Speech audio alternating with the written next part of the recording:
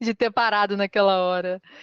Então, vamos começar agora oficialmente. Muito boa noite, pessoal. Hoje é o 50º encontro do Clube de Ficcionistas, 50 encontros, um clube aí vivíssimo, com muito sucesso, muita gente boa participando, sempre com muitas participações efetivas, né? É muito legal ver que é um clube que tem muita gente no Instagram, que tem muita gente no WhatsApp, mas que principalmente tem muita gente participativa, colaborativa aqui nos encontros, que é o mais importante. O nosso livro de hoje, O Som do Rugido da Onça, da Micheline Verunsky, vai ser apresentado pela Márcia Rigato, que é uma das nossas coordenadoras aqui do Clube de Ficcionistas. E, Márcia, está com você. Bom, gente, então vamos lá, né? Mas antes eu vou apresentar aqui que a minha casa já é própria para esse livro, já tem um cocar aqui, já estou ambientada, já vim com tucano. Eu vou tentar ser breve, porque, enfim, eu acho que tem muita discussão e acho que a gente merece. Então, falar mais do que ficar lendo aqui. O livro de hoje é O Som do Rugido da Onça, da Micheline Verunsky, que foi vencedora aí do Prêmio Jabuti 2022, na categoria Romance Literário, editado pela Companhia das Letras. Aqui eu fiz mais ou menos um sumário que a gente vai falar. E, assim, eu não me prendi a muitas reflexões sobre o livro, eu acho que a gente tem que falar mesmo sobre a questão da escrita, que é o que o clube se propõe, né? A gente analisar esse livro sob o viés da escrita. Então, mas assim, uma breve sinopse do livro, tá? Eu acho que todo mundo aqui deve ter lido. Quem não leu, eu vou dar spoiler, porque não tem como. Eu consegui algumas imagens sobre a viagem do Spix e do Márcio para o Brasil. Essa daí é uma das imagens que eles registraram lá de baixo aí, tá? Então, assim, o romance, ele recompõe a história dos indígenas da Inhê, do povo Miranha, e tinha o povo Juri, que era a menina onça, né? E o povo Juri, que tinha o menino peixe. E eles foram sequestrados, né, em uma missão científica cultural pelos naturalistas Spitz e Marcius e foram levados para a Alemanha. E lá eles foram exibidos na corte. A Inhê era filha do Tuxaua, neta do xamã da aldeia. Quando esse homem branco se aproximou e foi misturando seus costumes, sua língua aos povos nativos. O Tuxaua, eu morei em Manaus, né, eu estava comentando aqui com o pessoal, o Tuxaua lá era o chefe da tribo, no caso, né, que comandava tudo lá. E aqui, durante essa longa viagem de navio rumo à Europa, aqui vocês podem ver a imagem da Inhê e do menino do Juri, eles todos, já, quando eles mudaram de nome na Europa, se aproximar a imagem, tá lá a Isabelle e tal. Então, eles foram levados para a Europa e lá eles começam a viver esse estranhamento de não poder compartilhar essa língua, né? Então, a primeira cena do livro começa com essa viagem de navio, com essa menina muito assustada, com aquele rugido que vinha debaixo do oceano, que ela não podia identificar esse som dessa água, diferente do som dos rios e daquelas coisas que ela conseguia identificar porque fazia parte da vida dela. Então, ela foi levada, eles foram levados junto com outras crianças rumo ao desconhecido, né? Longe dos ancestrais e para onde eles não voltariam, não da forma como eles gostariam de ter voltado, né? Então, mas antes disso, essa menina ela teve um encontro com essa onça, com uma onça que a protegeu. Estranhamente, essa onça não fez nada contra ela, né? Lá já na Europa, em terras estranhas, eles viraram brinquedos na mão dos infantes e viram a língua deles, os nomes, que a Inhê virou Isabela, tá? Seus costumes definharem diante da falta da palavra. Então, as crianças acabam não suportando e morrem poucos meses depois. Essa é a famosa imagem, né, das crianças que a gente vai ver que a Micheline tratou aqui no livro, né? Então, séculos depois, Josefa, que é uma outra personagem que aparece na história ainda na primeira parte, ela se depara com essa imagem das duas crianças em um museu e decide ir até Munique para resgatá-las, né? Resgatar as crianças de uma certa maneira e dar um descanso simbólico a elas de volta à sua terra de origem. Em um certo momento do livro, ela está nos jardins do palácio, já em Munique, e depois de ter comprado uma gravura para trazer essas crianças de uma certa forma para o Brasil, ela escuta um ronco alto e pensa ser um trovão, mas é o próprio rugido da onça. E a gente vai ver no livro que havia uma certa ancestralidade entre a Josefa e essa menina. Essa imagem que vocês estão vendo aqui embaixo é a imagem do mausoléu. O mausoléu, não é mausoléu? É o lugar lá onde eles estavam enterrados lá. Enfim, eu também achei hoje isso. Então, já na última parte do livro, é revelado que a onça, eu não sei falar esse trem indígena, tipo Paiú, sei lá, havia encantado em Ie, naquela primeira parte, lá, quando ela tinha sido protegida pela onça. E aí, ela tinha sido transformada na menina onça. E ela passou a ser essa voz que vai contar essa história para gente. Então, no final, a narradora reescreve essa história, bem no finalzinho, e transforma um homem branco em caça, o Márcios, já que o papel aceita tudo, que é o que a Micheline fala aqui no livro, e reafirma sua posição de interminável espírito que atravessa os tempos. É até curioso porque o Spix ele foi colocado no livro com uma certa humanidade maior, e esse espírito da onça, quando ela vai os espíritos ali, segundo os nativos, eles tinham essa crença, eles ficavam rondando aqueles que judiavam mais deles. Então eu fiquei imaginando se foi por isso que essa vingança recaiu mais assim em cima do Márcios, né? Bom, vou dar uma contextualizada rápida, né? Realmente essa comitiva existiu. Em 1817, alguns pesquisadores foram convidados para vir ao Brasil para o casamento da princesa Maria Leopoldina com Dom Pedro I. Os dois cientistas presentes como personagens do livro estavam nessa comitiva. Aqui tem o nome deles completo, né, na apresentação. E eles passaram 3 anos no país pesquisando a fauna, a flora e a etnia brasileiras.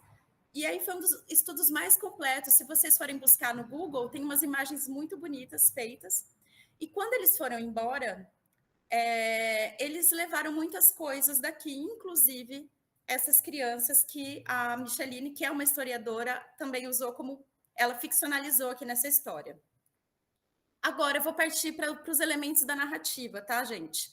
Que é muito importante a gente tentar analisar. Eu misturei na imagem a onça com a menina, não sei se vocês conseguem ver. Essa voz narrativa, a autora propôs devolver a voz a Inhê. E aí a gente vê que por que ela não devolveu para o menino, né? Ela devolveu uma voz feminina. E ela fala sobre uma reparação histórica, porque o silenciamento causado pela colonização anulou a tradição, os sons e a identidade. E aí o que nos leva a pensar, né? O que foi perdido nesses anos de apagamento? O que a gente perdeu né? Porque esses nativos, o que eles tinham para dizer para a gente, o quanto dessa cultura nós, como brasileiros, não conhecemos e jamais vamos conhecer. Então, a Micheline, ela vem com essa proposta no início da narrativa e ela se dirige diretamente ao leitor e estabelece esse contrato. Só que o que eu fiquei me perguntando, assim, ela diz que ela vai usar os recursos da língua que a gente tem hoje, que é o que foi que sobrou para a gente. E isso também é muito da escolha da autora, ela fala dessa escolha, porque ela pode escolher entre uma palavra e outra, e ela brinca muito no texto, porque ela usa palavras extremamente difíceis, que é o que a gente vai ver no próximo tópico, mas, de uma certa forma, ela também não podia espantar a gente como leitor, né? E aí, essa questão da língua é uma voz que foi silenciada há tempos atrás, por isso que ela também, eu acredito que ela tenha mantido essa forma de falar, e ela diz que é a voz da menina morta, muito velha, que brota da infância, selvagem e insubordinada. Aí eu vou passar aqui, ela narra em terceira pessoa, né? Só que a narradora atravessa tempos, continentes, assume vozes de personagens diferentes, e aí, em certo ponto da narrativa, ela fala como se fosse o rio, a ria, né? Isar. Então, sempre pensando eu vejo que ela trata muito dessa questão do feminino, né? Talvez por essa reparação histórica também. E existe um conflito com essa língua também na escolha dos nomes, porque ela faz essa pergunta no livro: por que a gente não pode escolher nomes femininos para as coisas? Por que tem que ser assim, né? Então ela começa a já falar para a gente dessa relação de domínio. As palavras, elas podem ser domadas a serviço de uma hegemonia que se impôs. O europeu, essa questão da Europa, dessa colonização, dessa forma como a gente foi tratado aqui, fez com que a gente assumisse uma outra linguagem, uma outra forma, e a gente aceitasse uma história que nos foi contada de uma outra maneira. Então, a proposta dessa voz é contar essa história do nosso jeito. No primeiro momento, essas vozes das naturezas, elas começam a se misturar. Eu como leitora, eu fiquei um pouco assustada. Eu falei, cara, mas está vindo voz de um monte de lugar. Não é a IE que está falando? Quem está falando, sabe? Eu não sei se vocês tiveram esse tipo de sensação. Mas também eu comecei a perceber que era de uma unidade que essa autora estava falando, né? Já quase no final do livro, a gente começa a se dar conta disso. E aí as coisas começam a fazer sentido. Através dessa narradora, onça, menina, mulher. E essa fala, no final, não sei se vocês observaram, ela assume um tom mais caboclo, em outros tons, e esse rugido começa a aparecer. E no finalzinho, a aliança é desfeita, e a onça retoma sua própria fala. A onça fala isso no final. Então, a gente vê que essa voz pertencia à própria onça, que era esse espírito que atravessava os tempos, interminável onça, né? E aí, só que o que eu me pergunto, e é a pergunta que eu coloco aí, é que de que forma e em que ponto da narrativa isso ficou claro para o leitor? Quão difícil foi entender isso? Será que a Micheline foi feliz, né, com a proposta, né? Ela fez uma proposta para a gente e um contrato com nós, leitores, de que o papel aceita tudo, mas o leitor aceita tudo? O leitor consegue entender essa voz? Então, agora eu vou para os recursos linguísticos, tá? É importante destacar a resistência das palavras. A gente sabe que na escrita, quanto mais a gente tem... hoje em dia, é mais fácil você escrever textos que tem palavras que não são escolhas, né? Dependendo da forma como o autor escolhe contar uma história, o leitor ele vai conseguir entrar ou não nessa história. Eu acredito que tenha sido um grande desafio para Micheline, porque ela tinha que contar essa história desse apagamento e aí mostrar para a gente que muitas palavras e muitos termos foram perdidos, só que, por outro lado, tem a recepção do leitor. Então, às vezes, com tantos termos regionais e específicos de um povo, e historicamente a gente ficou distante disso, talvez essa voz, essas palavras, elas tenham sido... eu acho que é muito difícil alguém ter conseguido ficar pesquisando toda hora tudo que foi falado. E no final, quando eu estava falando da voz do caboclo, e até alguns termos que ela usou, parecia que ela estava incorporando o espírito ali do caboclo, essa questão das religiões também, que ela trouxe muita coisa aqui da Bíblia, do misticismo, enfim, foi uma mistura. Então, essas vozes, elas se misturam muito, e esses recursos que ela usa para falar, ela também coloca palavras difíceis aqui, a escolhas elaboradas, que pressupõem um outro nível de conhecimento, como a palavra lemniscata, que é aquele símbolo do infinito, né? Então, essa liberdade de escolha, eu queria saber como isso fica para o leitor, né? Bom, eu vou passar aqui. Agora falei da voz, da linguagem, a gente vai falar da construção de personagem, né? Diante da reparação histórica que a autora se propõe a fazer, a gente tem dois principais personagens, que são as crianças que são levadas para a Europa, os indígenas que são de tribos diferentes. Só que aí, essas crianças, elas mesmas, elas têm uma atitude passiva diante dos acontecimentos, né? Por serem crianças, por estarem diante do desconhecido, mas no próprio enredo, como era ficção, a gente não está falando aqui da história em si, isso foi construído de uma maneira muito sutil ali. Então, os capítulos iam se avolumando, iam passando, mas eles foram caindo numa apatia. Eles não tinham, dentro deles, essa força para essa reação. Então, eu via muito a Micheline trabalhando os sentimentos deles, principalmente da Inhê, né? Tinha uma revolta ali, adjacente, mas na superfície das cenas, o que aparecia era um conformismo, uma passividade, né? Até essa dificuldade da Inhê de soltar esse rugido aí, que essa onça grande tanto esperou que ela soltasse, que ela encontrasse esse caminho. Intuo isso que o rugido seria o estrondo de uma grande revolta. Eu estou falando por mim, eu fiquei esperando. Mas aí, tanto da Inhê quanto da Josefa, que entra nessa história ali no momento, logo no começo ali, que a autora vai misturando os tempos. Mas elas não encontram logo esse caminho, né? E a Inhê é quase silenciada pela falta de palavras, como a gente já falou, né? Bom, e aí, então eu senti que esses dois personagens, os personagens principais, eles não tiveram reação diante de tantos acontecimentos. Os naturalistas, os Spix e o Marcius, eles tinham o discurso hegemônico de sempre, eles se colocavam até como salvadores dessas crianças e tal, que estavam fazendo um favor para esses selvagens. É uma visão um pouco estereotipada e caricata, talvez, mas é o que a gente tem para hoje, talvez para sempre, né? Se alguém mudar essa voz aí. Alguns elementos da natureza também aparecem como personagens. Então, aparece um pouco do insólito, do encantado, que é o que a Micheline traz, né, com essa questão dos indígenas, das crenças deles, né? Então, a natureza ganha um certo espaço na obra. O rio fala, como a gente comentou, né? E alguns personagens secundários também permeiam a história. Tem o Tomás, que entra junto com a Josefa. E de onde a história parte, a forma como os personagens se portam na narrativa deixa uma certa lacuna nessa construção ficcional, apesar do grande trabalho de pesquisa histórica feito pela autora. Foi o que eu senti. Eu não coloquei aí, mas eu senti que faltou alguma coisa, entendeu? Enfim, desenvolvimento do enredo. O livro começa com a cena rumo ao desconhecido, as crianças foram raptadas.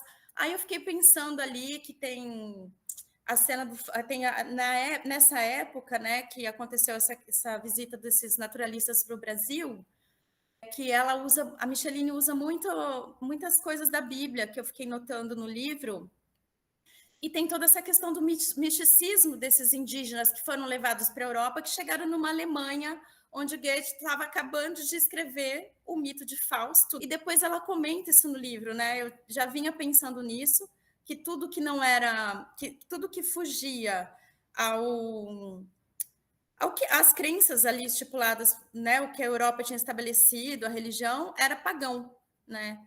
Então, como esses indígenas tinham sido vistos ali também.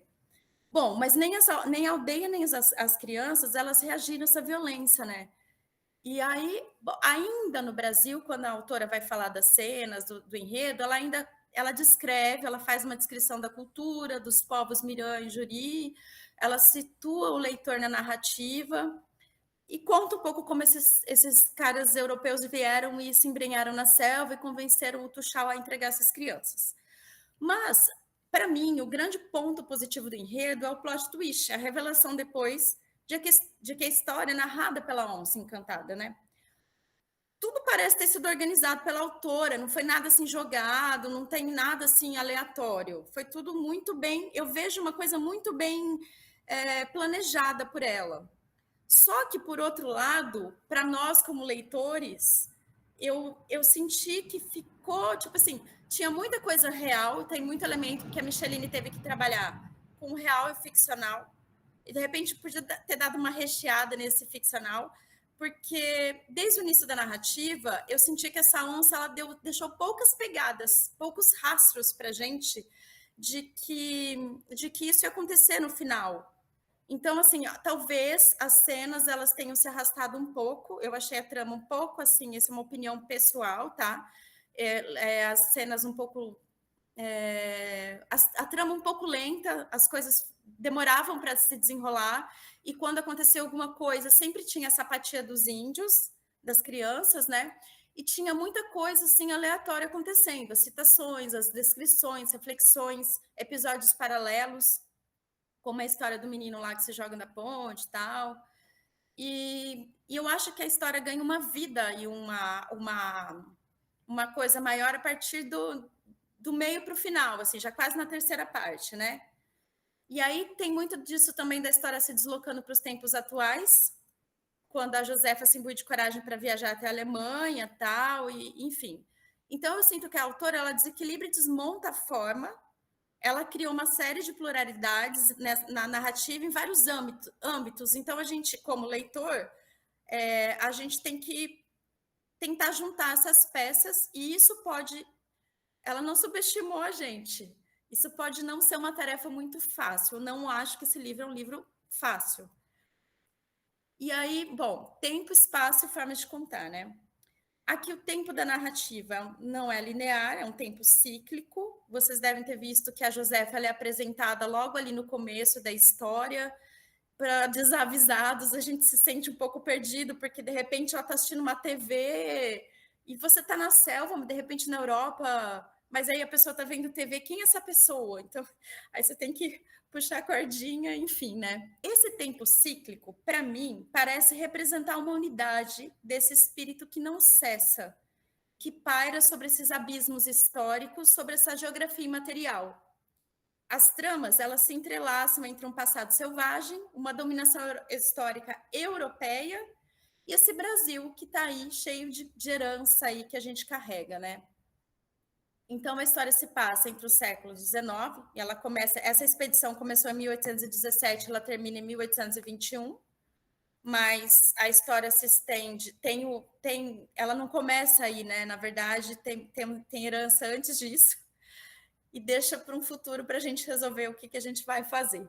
Então, essa história ela abraça um futuro, porque quando a Micheline fala dessa proposta de devolver essa voz, né, ela, de repente, está propondo que a gente coloque um outro olhar sobre os próximos tempos, né?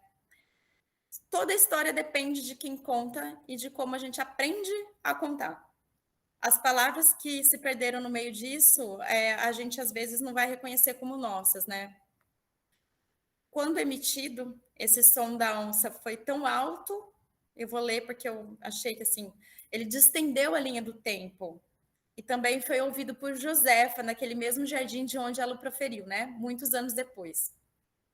Então, de repente, essa onça, ela diz que não quer mais essa pele dessa menina, ela quer voltar a ser a própria onça, voltar para sua fala e para sua natureza de interminável onça. E é isso. Então, um rugido bem alto de agradecimento a todas, porque eu estou fazendo uma alteração histórica aqui, e a todos.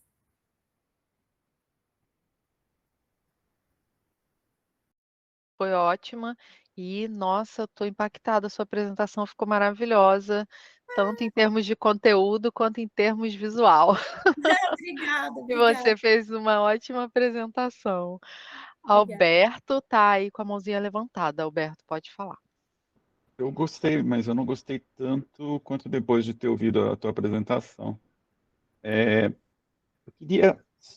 Tem tantas coisas, mas é só para complementar mesmo, até para dar exemplos. Essa questão do papel suportar tudo que você falou, quem fala isso, ou quem na verdade, acredita nisso, é o Márcios, né? No capítulo 8, na página 32 da parte 1, se não me engano. Acho que é parte 1. Inclusive, tem uma coisa muito interessante na página 33, que tem uns riscos. Eu pensei que fosse errado, né? Não sei se na página 33 tem parágrafos riscados, né? Uma frase e parágrafo. O segundo parágrafo é riscado, né? Não sei se vocês lembram disso, né? E ele que diz, né, que suporta o desenho e o poema, né? Tanto que os desenhos que eles levam não são fotografias, eles desenhavam, né, as plantas, os animais, né? Então, ela diz que tem que ter muito cuidado.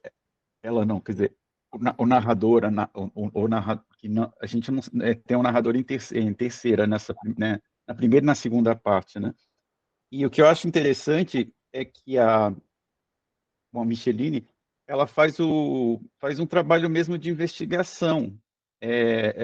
O que eles fizeram, só que é o contrário. Ela vai, inclusive, ela vai à Alemanha, né? Só que para fazer para fazer o inverso, para trazer eles de volta, né? Mesmo depois de morte, para recuperar aquilo, né?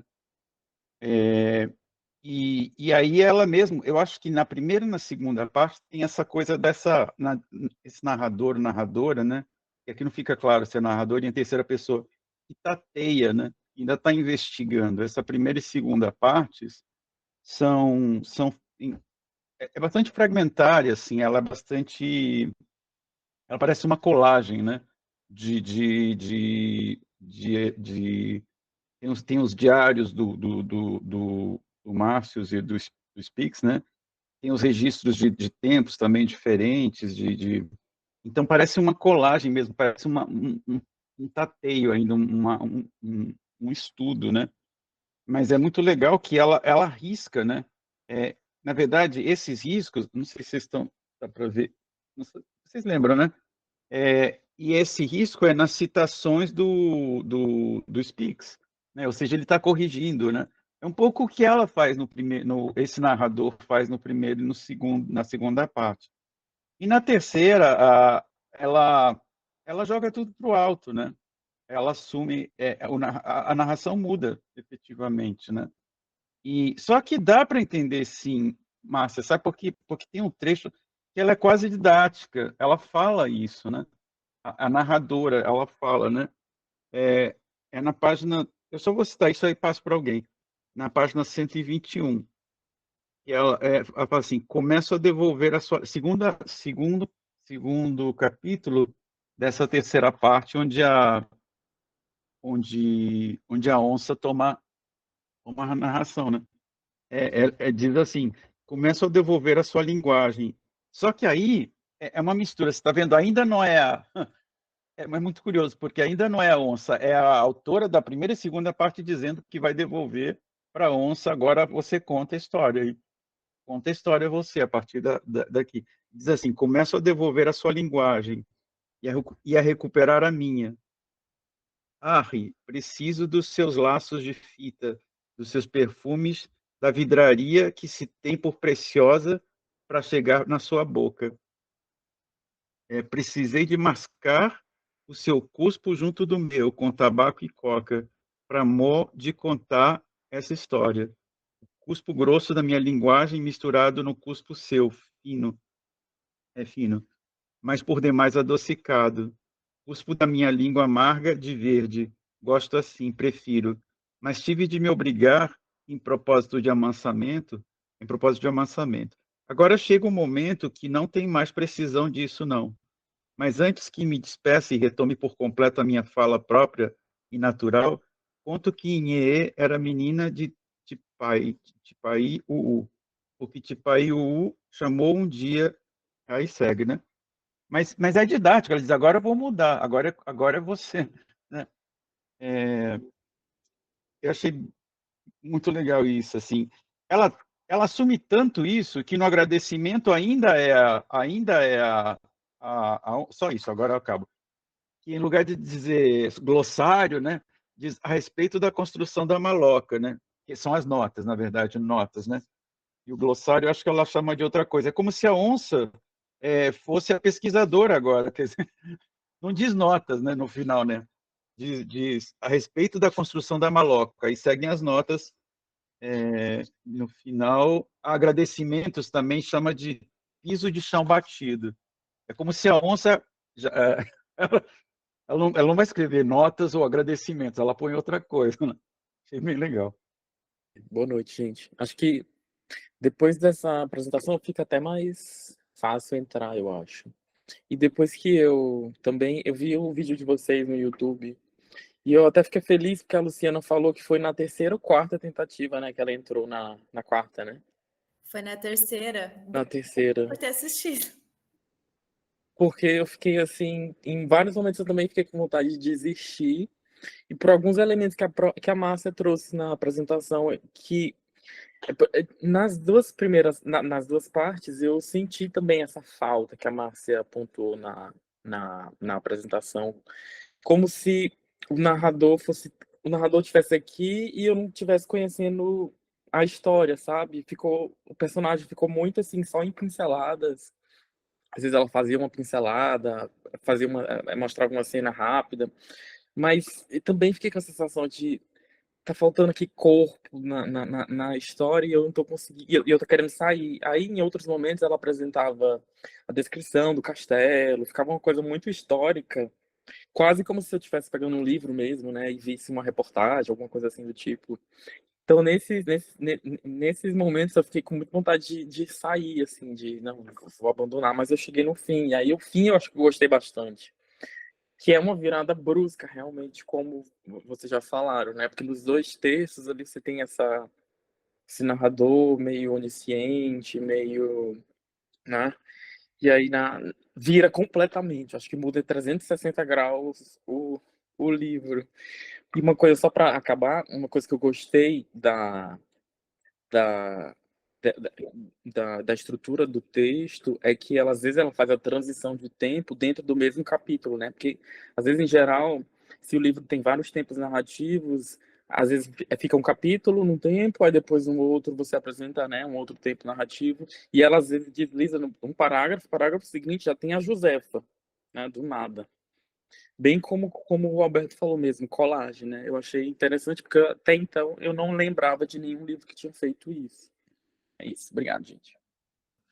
Então, mas eu achei que a Micheline foi ótima, assim, para explicar tudo, né? E uma coisa que eu achei legal também foi o Rio ser um narrador num determinado momento. Isso eu achei bem bacana. Então, eu só queria destacar isso, que para a gente que, né, pretensos escritores aí, todo mundo que quer escrever, é uma forma muito original de narrativa. Eu também não li outro livro que tivesse isso, como o Marcos falou, né, de mesclar dentro do capítulo os tempos, de ter mais de um narrador, a gente até já viu, mas ter essas transições muito sutis é um aprendizado novo que eu trouxe para mim. Assim, eu falei, olha, que legal fazer isso. É difícil, não é fácil, ela é gênia.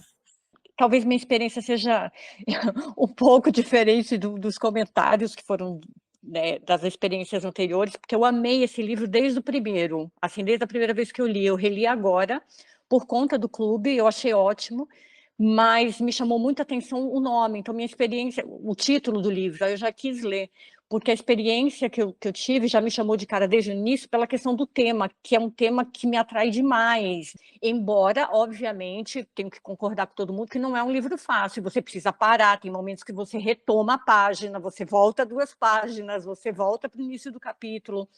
E o que eu queria comentar, assim, é a questão do que a autora sempre traz, a questão da mulher e do feminino, que é muito forte nesse livro também, né? Quando ela fala essa transição toda da Índia lá de trás, a onça, né? Por que uma onça, né? Por que um animal no feminino? Quando ela fala, a própria rainha, ela humaniza demais. Tem pontos que ela é muito didática também com relação a isso das mulheres. Então, em todas as posições, ela enxerga que a mulher está sempre numa posição inferior, está sempre sendo colocada de lado, sendo diminuída em qualquer posição que fosse, inclusive da rainha. E a Márcia falou de alguma coisa da natureza, né, do espaço da natureza. Eu acho que a natureza é a personagem ali principal, simbolizada pela onça, pelas mulheres, tudo isso. Então, a Mata é sempre a personagem principal dos livros dela, né? Não tem por onde fugir. Ela assume isso em todas as entrevistas. E esse livro eu não tinha sucesso lendo, eu não conseguia evoluir muito, porque eu não tinha sucesso, eu tinha que voltar. Não entendi, gente, o que essa Josefa está fazendo aqui nesse meio, vendo televisão, como assim? Aí eu voltava, eu não conseguia. Eu gostava do lirismo que eu estava percebendo e tal, mas ao mesmo tempo eu comecei a achar cansativo, justamente porque isso que o Marcos comentou, as personagens ficarem meio fracas ali, como se elas não fossem, que todos os comentários e todo o lirismo e todo o ambiente da narrativa fosse mais importante que os próprios personagens, que estavam meio enfraquecidos.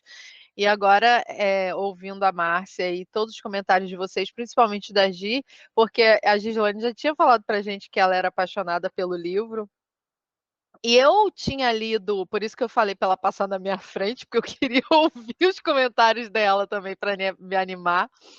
Eu li o Caminhando com os Mortos e eu amei o Caminhando com os Mortos. Então eu estava super animada com esse, né? Por isso que eu fiquei meio lerdinha aí nessa leitura, mas agora eu vou retomar mais animada. prazer estar aqui pela primeira vez. Não deu para eu ler O Som do Rugido, porque eu terminei começando Caminhando com os Mortos. Concordo com você, eu estou quase terminando, eu comecei hoje, inclusive, não dá para parar, é uma narrativa apaixonante, envolvente, apesar de uma dureza, de uma violência, de um livro ser muito porradão, mas ela escreve maravilhosamente bem, né? Eu não sei se, já que você acabou de dizer, né, Elida, que também foi tomada pela narrativa de Caminhando com os Mortos, e esse você meio que... Porque eu acho que aconteceu um pouquinho comigo a mesma coisa com o último livro da Mariana Salomão Carrara, A Árvore Mais Sozinha do Mundo. Não sei se alguém aqui já leu. Muitos narradores, né? Narradores, inclusive, inanimados, alguns, e eu tive uma dificuldade de ir adiante. Não sei se acontecerá a mesma coisa com O Som do Rugido, mas a Micheline já ganhou meu coração. Quando vocês falaram, né, do Caminhando com os Mortos, eu também comecei por ele. E realmente uma narrativa bem diferente do Som do Rugido da Onça. Ela te arrasta, né? Vai te arrastando assim. É magnífico. Eu amei o Caminhando com os Mortos, mas eu confesso que eu também adorei o Som do Rugido da Onça. Mas eu não sei se é porque eu fiz o meu mestrado na literatura portuguesa. E os portugueses, eles são muito caleidoscópicos. Os narradores, sabe, eles surgem assim do nada, e então eu tive que me acostumar de repente com isso. Assim, eu tiro meu chapéu para os 2 livros dela. Primeiro, do que o Alberto colocou, desse risco aqui. Quando eu vi esse risco na página 33, eu acho que foi muito intencional, porque o que ele fala aqui é algo assim que ele mesmo discordou. Ele fala que o júri o acompanhou a Monique, pelo amor de Deus, claro que não acompanhou, né? Então ele, poxa, se arrependeu e riscou, né? Juntou-se à nossa tripulação. Não juntou-se, ele foi agarrado, ele foi empurrado para ali. E depois ele fala aqui que era filho do líder de uma horda indígena. Eu acho que ele também se arrependeu e resolveu riscar, porque depois ele até estava meio apaixonado pelos 2 meninos, né? Pela menina e pelo menino. Pela menina. E outra coisa que eu quero falar é sobre o rio. Esse texto do rio é um poema, gente. É muito lindo.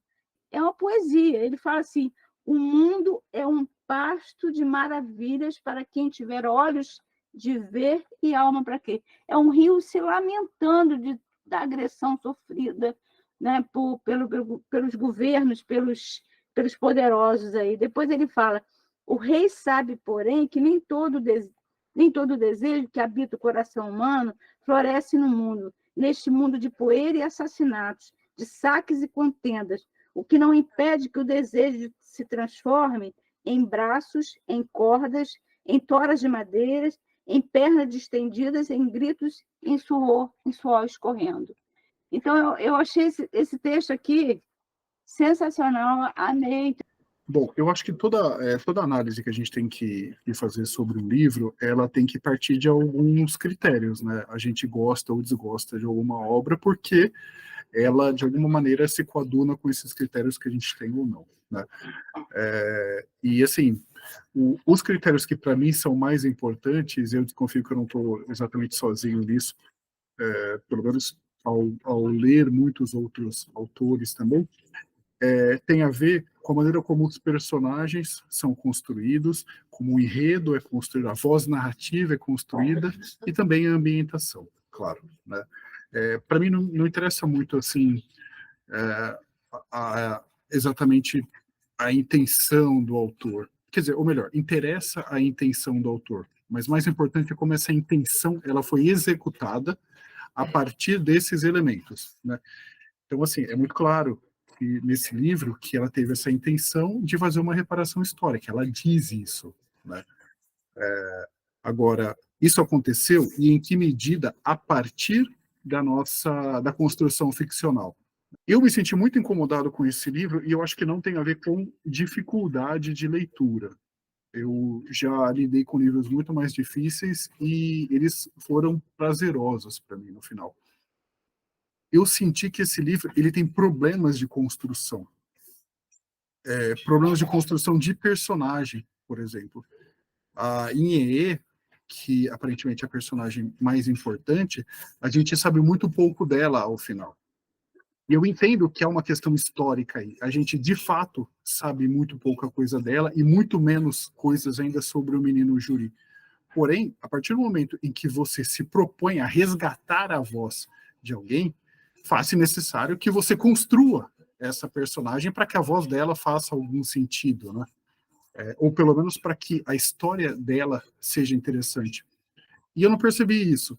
E eu acho que é sintomático que essa personagem é uma personagem apenas pincelada, o fato de você ter tantas digressões nesse livro, você ter citações de autores conhecidos, você ter que colocar uma outra personagem contemporânea lá, você ter toda uma história sobre o Rio, que por mais bonita que seja, é totalmente marginal dessa história. Então, assim, achei que faltou uma substância na construção dessa personagem principal. E isso leva a outros problemas também. Há uma questão do enredo que é muito frágil. A construção do enredo me parece muito frágil. As cenas, elas parecem que não levam a lugar nenhum. Eu acho que essa é a razão pela qual muita gente tem dificuldade com esse livro. A pessoa lê e a história vai patinando. Pouca coisa acontece e isso faz com que o tempo ele seja lentificado, digamos assim. O tempo é sempre psicológico, né? Se poucos eventos acontecem ou os eventos eles não têm uma função narrativa, a gente não vê o tempo, a gente não vê o livro avançar. E isso acaba sendo muito ruim. Volto a dizer, não tem a ver com dificuldade no sentido, é um tema difícil. É óbvio que é um tema complicado, um tema pesado. Mas a construção dele é que fez a coisa ficar ainda mais grave, ainda mais difícil de avançar, né? Eu acho que a voz narrativa é de fato o que esse livro se destaca, né? Eu acho interessante as construções, acho interessante o plot twist que aparece lá, mas assim, isso só vai fazer sentido lá no final do livro. Então, eu li esse livro porque eu precisava ler, porque a gente ia debater esse livro, eu sempre leio os livros do clube, porque a gente foi fazer entrevista com a Luciana, aliás, ficou uma entrevista muito legal, mas assim, foi uma dificuldade grande para chegar no final, e aí realmente, agora eu entendi, tem a questão da voz da onça e tal. Ok, faz sentido no final, mas é toda uma batalha para você vencer problemas de construção narrativa, lá, principalmente ligados a personagem e principalmente ligados a enredo. Com isso eu não quero dizer que, assim, seja um livro que não se deva ler, etc. Mas, assim, eu acho que isso explica o fato dele ser um livro tão penoso. E isso explica o fato de, por exemplo, um outro livro que tenha características parecidas, de repente não atraia tanto as pessoas. Acho válidas as tentativas de reparação histórica. Eu tenho minhas dúvidas se escrever livros é uma maneira de reparação histórica, mas beleza, é uma proposta, sabe? Mas eu ainda acho que, assim, uma atenção, na ficção, uma atenção maior para a construção de personagens e para a construção de enredos é o crucial na construção narrativa. E isso eu acho que faltou nesse livro. Eu gostei mais do início, Alberto, do livro. Eu comecei muito empolgada no início do livro e depois eu fui me perdendo totalmente, assim. Então, o encontro me ajudou agora a entender algumas coisas que passaram batidas. E no início, quando ela começa falando da voz, eu fiz as minhas anotações aqui e me chamou muita atenção. Então, eu só queria comentar um pouco sobre isso. Ela, no capítulo 2, na página 14 e 15, ela fala muito da voz da Inhenhê, mas Inhenhê, acho que é assim que fala, né? Ela começa o capítulo falando, essa é a história da morte de Inhenhê. E aí depois ela vai falando das vozes, e eu fui numerando aqui as vozes que ela deu, então que ela não deu, na verdade, porque ela fala que essa não é a voz que ecoava pela mata, então não é a Inhê livre na floresta. Não é a voz que foi silenciada pela tempestade, pelo capitão na travessia para a Europa. Também não é a voz que ignorou o que se dizia sobre ela, e aí ela vem com esses recortes históricos, né? O que se falava sobre ela na época. Também não é a voz que talvez você se reconheça, né? Então aí entra a Josefa, que se reconhece nela também. Então também não é essa voz. Então ela vai listando, eu listei aqui 7 vozes que não eram as vozes de Nhenhê. E aí ela traz isso, né? Ela empresta uma voz para Nhenhê. Eu achei isso de uma delicadeza muito bonita dela, de colocar essa questão, né? Ela empresta a voz dela e ela empresta a língua, porque essa não é da Nhenhê, não é a língua da Nhenhê, mas ela precisa dessa língua para contar essa história. E ela fala disso, né? Para contar essa história, adverte-se que não é possível ser tolerante. Mas, por outro lado, ela é tolerante, porque eu percebi assim, que ela humaniza muito. Alguém falou aqui, não sei se foi a Gi, outra pessoa, falou que ela humaniza tanto a rainha, ela humaniza os cientistas também, porque embora tenha o trecho em que ele rabisca lá, colocando, eu vi que ele está colocando desculpas para aquilo que ele está fazendo, mas eles têm aquele olhar para as crianças que eu talvez esperava que fosse algo mais violento, mais assim, pelo que você está acostumado a ver da história. Então, não sei, talvez ela me pareceu mais tolerante do que eu esperaria num tipo de história como esse. Mas ela vem com essa desculpa por usar outra língua, que não a língua tupi, que não a língua, né, dos indígenas aqui. Desculpa por não usar a voz da Nhenhê, já que Nhenhê está morta, então ela usa a voz dela como essa denúncia. E em seguida, a gente vai lá para o próximo capítulo, quando eles falam da palavra. Esse capítulo também eu gostei demais, que é o capítulo 6, na página 27, que é quando o velho avô conversa com a Nhenhê e fala sobre a palavra, o quanto a palavra é importante para o povo. Só que, por outro lado, como eles são destituídos dessa palavra. Né? Então, tem um parágrafo que ele diz, sem palavra não podemos ser gente, nosso povo recebeu a palavra da vida do Criador. E isso nos diferencia dos animais. Só que depois também ela dá a palavra para esses animais, para a onça, para o rio. Enfim, em todo tempo ela vai colocando umas coisas que depois ela vai tirando. Eu acho que esse caminho é proposital também para criar isso no leitor. Ó, o que eu estou contando realmente é uma história que envolve muito mais do que a palavra escrita que depois o Martius vem colocar aqui. E ele faz todo um papo filosófico aqui sobre a palavra escrita, né? Sobre como o papel aceita qualquer coisa e como quem escreve a história escreve como quer. Da mesma forma, ela também está escrevendo uma história, então ela também está escrevendo do jeito que ela quer. Eu achei isso muito interessante, esse caminho que ela faz com a voz, que é negada, mas que ela empresta uma voz para Nhenhê, com a palavra, que é importante para o povo, mas que é tirada do povo, porque esse povo não tem a história contada por eles, e como a palavra escrita, né, toda a história escrita que a gente tem até hoje é contada pela voz daqueles que venceram e contaram do jeito dele. E quando ela vai recontar, também ela precisa destruir isso para recontar do jeito dela. E, de certa forma, a gente tem a voz dela, da narradora, aqui contando algo. Então, eu achei isso muito interessante. E aí, agora, eu consegui entender um pouco melhor o livro.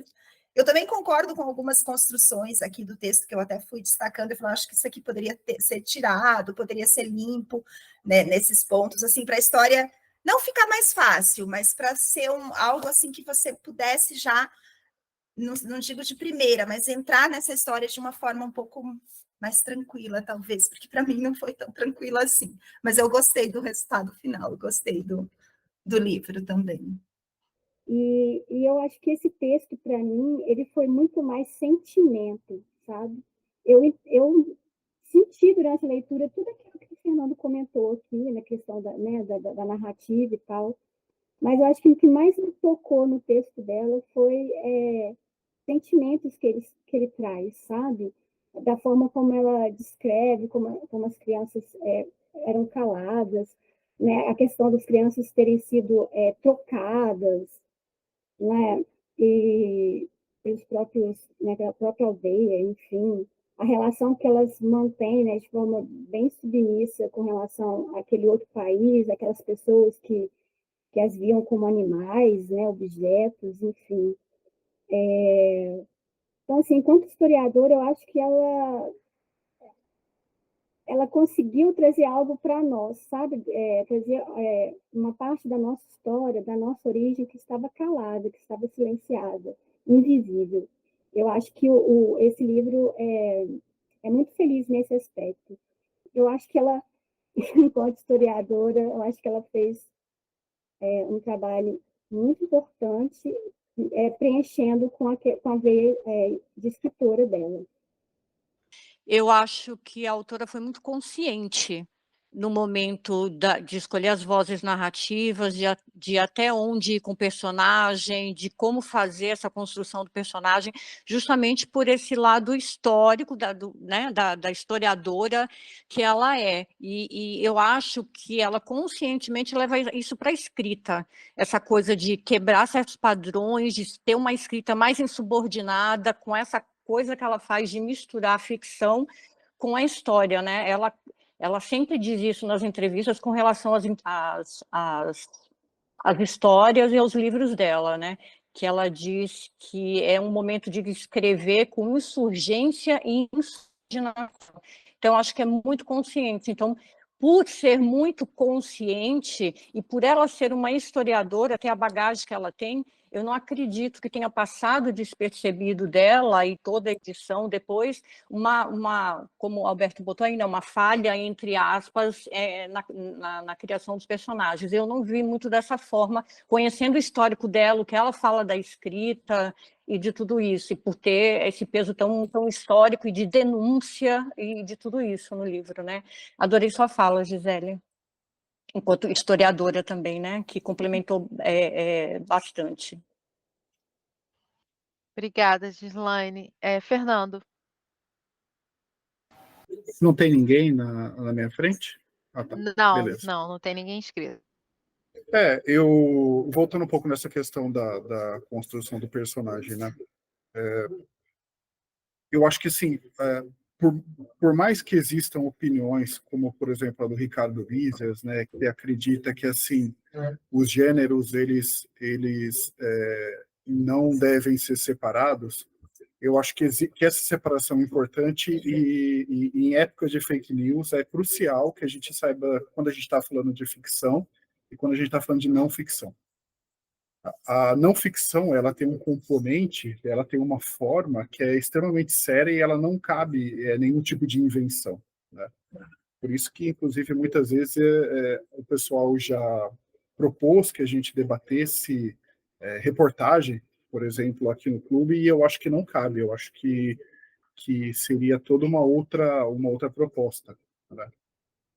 Mesmo que eu saiba, que eu reconheça que na não ficção existem alguns elementos de estilo, né, que existem, por exemplo, na ficção. Por outro lado, a ficção ela se vale de elementos que existem na realidade e retrabalha isso, né? Ninguém inventa alguma coisa do nada, né? E personagens também, claro, são inspirados em pessoas que de fato existiram, né? O que me causa um certo estranhamento no caso desse livro é assim, a gente sabia desde o início, todo mundo sabe desde o início que as personagens indígenas elas têm pouca matéria não ficcional disponível, né? E a proposta de você fazer um livro com elas é justamente a tua chance de preencher as lacunas, de dar mais estofo a essas personagens, né? Que não vai ser a verdade histórica, mas vai ser uma verdade ficcional. Nós vamos nos empatizar com a situação delas muito mais. A partir do momento em que a gente percebe que, em determinadas situações, elas vão reagir de uma maneira que seria muito plausível. Por exemplo, a gente sabe muito pouco, a partir do livro que eu digo, né, da relação dela com as crianças, por exemplo. Por mais que houvesse uma barreira de linguagem, crianças se entendem. Crianças vão começar a brincar, vão começar a interagir, etc. Esse momento foi negligenciado na narrativa. A gente sabe muito mais, por exemplo, da vida da rainha, que estava com um problema com o rei, e foda-se, perdão, desculpe o meu francês, mas não tem uma concretude mais desses personagens. Isso poderia ter sido muito mais desenvolvido na escrita. Eu acho que seria muito mais real do ponto de vista ficcional se isso tivesse acontecido, né?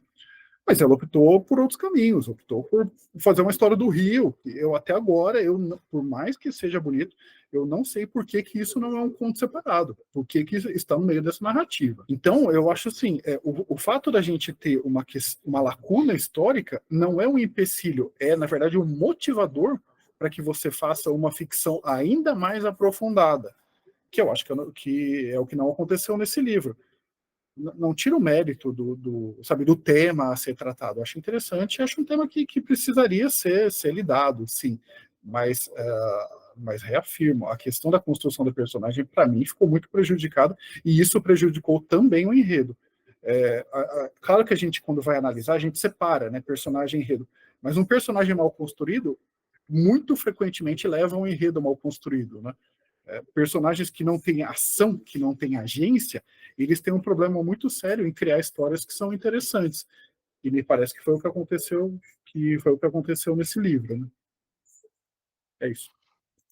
Márcia, pessoal, a gente já está avançando na hora, né? Ainda tem bastante tempo, mas só para poder dizer que eu vou controlar um pouco mais aqui o nosso tempo, embora todos estejam atendendo. Márcia. Rapidinho, só para complementar, eu acho que a proposta dessa reparação histórica, ela ficou presa mais nessa voz, mas a oportunidade mesmo que ela tinha de reconstruir essa história através de personagens mais fortes, que reagiriam, e poder reconstruir isso, ela não fez. E aí, essa voz ficou presa. Eu acho que essa voz ficou presa e ficou ainda selvagem. Então, eu acho que não mudou tanto assim. É a minha opinião.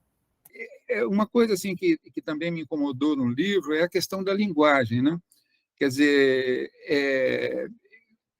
num certo sentido, tenta se emular um pouco uma linguagem que se perdeu, no fundo, né? A linguagem indígena lá daquela época se perdeu, né? Houve, num certo momento, uma certa língua chamada geral, aí, né? Que misturava, né, as três grandes tendências, portuguesa, indígena, africana, né, no Brasil, mas então há uma tentativa, por exemplo, de fazer essa emulação, no fundo, né, e que fica um pouco assim um simulacro, né?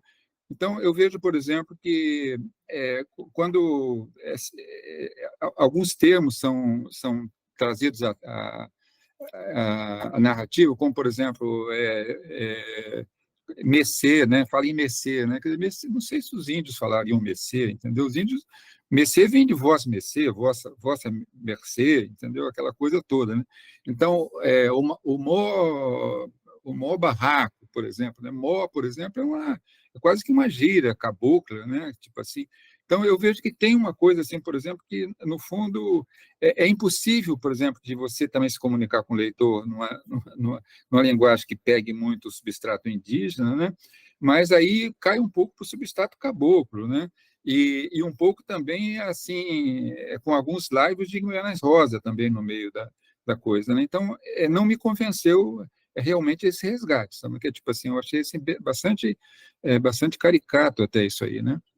E tem a questão, por exemplo, da cosmogonia indígena, né? Quer dizer, na cosmogonia indígena, certamente os rios têm a sua alma, né? Quer dizer, assim como os astros também do universo têm a sua alma. Então, isso aí é uma puxada boa assim na coisa, né? Mas também concordo que a poesia do Rio é excelente, mas realmente foi colocado assim um pouco a fósseis, um pouco assim dentro dessa questão, né? E, evidentemente, que buscando essa cosmogonia indígena, a gente tem a questão do realismo fantástico, né? Quer dizer, coisas que são plausíveis, porque são da cosmogonia indígena, mas coisas um pouco implausíveis, mas que a gente, como leitor, segue o contrato, né? Já que assinamos o contrato, que é a questão da onça e da menina, né? Quer dizer, a onça e da menina ali foi bem forte, realmente, a questão do encantamento, né? Entre a onça e a menina, né?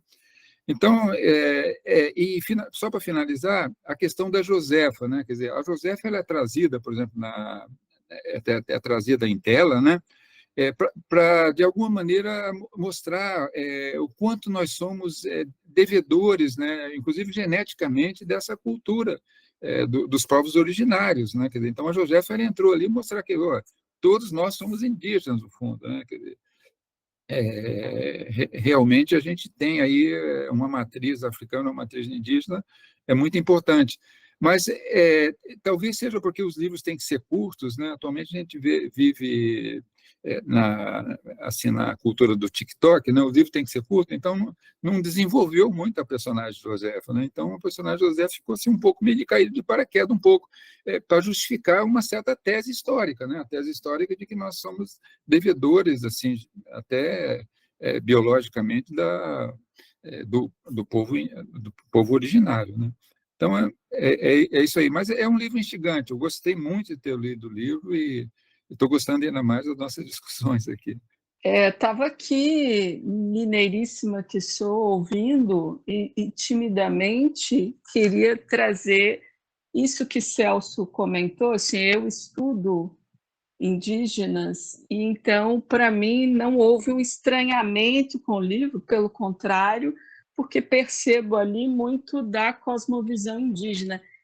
E aí fico pensando que a literatura que me interessa, inclusive, é uma literatura que possa tratar dos nossos traumas. E, nesse sentido, eu acho que a Micheline aponta um caminho, porque é muito difícil escrever sobre uma história com tantas lacunas, como já foi dito, de um jeito que não seja europeu, né? Eu acho que há ali uma tentativa de algo que ela até chama de palavra onça, né? Dessa palavra que...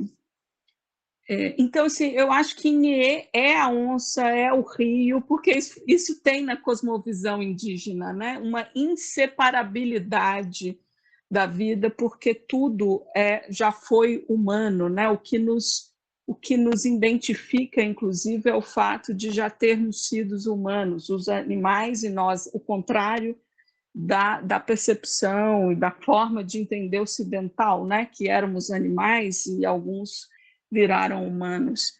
Então, acho que é isso, e acho que era uma boa discussão, assim, como escrever o trauma de uma história tão massacrada que a gente teve,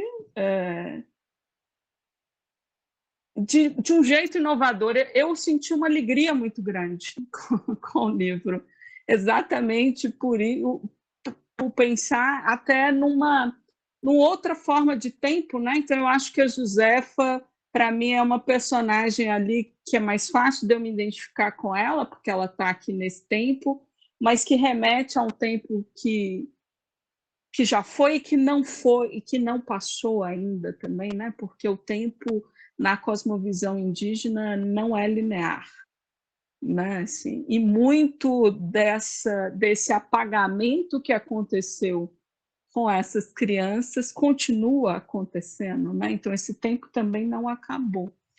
A última parte do livro foi a parte que eu achei mais bonita, que é a narrativa da onça, assim. E eu achei muito parecida com as narrativas do Guimarães Rosa, de quando ele fala do sertão. E porque é justamente uma parte que eu fiquei com uma sensação assim, que ele traz ela traz uma narrativa mais perto do cotidiano das pessoas, mas no geral eu achei um resgate, e eu acho muito legal da gente trazer isso para o clube, assim, um resgate de narrativas que a gente não vê. A última parte do livro, para mim, ela é sensacional. Eu lembro que o Alberto falou isso, assim, que a virada da narrativa, né? Como que é muito grande a virada na narrativa. E eu acho que a virada da narrativa que chega mais perto das pessoas, porque é a narrativa, a onça é o sujeito que está lá no território. Né? Quero agradecer a todo mundo que participou pela primeira vez, que sejam todos e todas e todos bem-vindos, bem-vindas, e que não deixem de participar nos próximos. Muito obrigado, gente. Obrigada, gente. Boa semana, gente. Obrigada. Boa semana para todo mundo. Obrigado. Parabéns, Silvia. Parabéns, Silvia. Obrigada, Alberto.